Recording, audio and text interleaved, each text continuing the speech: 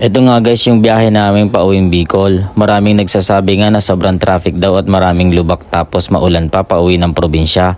Kaya nag-alangan pa nga kami nung una. Pero natuloy pa rin ang aming biyahe. Umalis nga kami ng 10 PM ng gabi sa kondo. Kaya pansamantala nga muna naming iiwan ang Manila para sa pamilya ng partner ko. At ito nga ang unang pagkakataon na makakarating ako ng probinsya nila. Kaya naman excited na nga akong makilala ang pamilya niya. At syempre, excited na rin akong makakita ng kalabaw at iba pang hayop na madadaanan namin sa biyahe. Kaya bye muna Manila para makasama namin ang pamilya niya ngayong holiday season.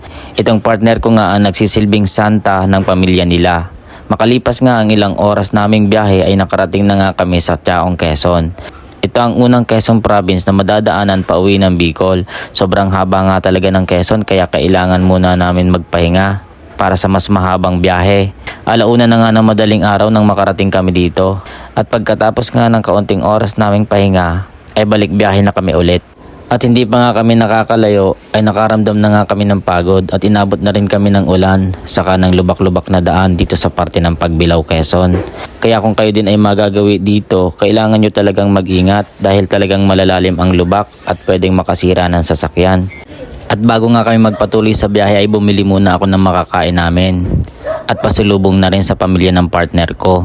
Kaya naman inabot na nga kami ng umaga dito banda sa Plaridel, Quezon. Pagod na nga itong partner ko kaya pinagpahinga ko muna. Matapos nga ang isang oras na pahinga ay dumiretso na rin kami ng biyahe pag umaka. Sobrang ganda nga ng view dito kaya talagang nakakawala ng pagod sa ganda ng tanawin.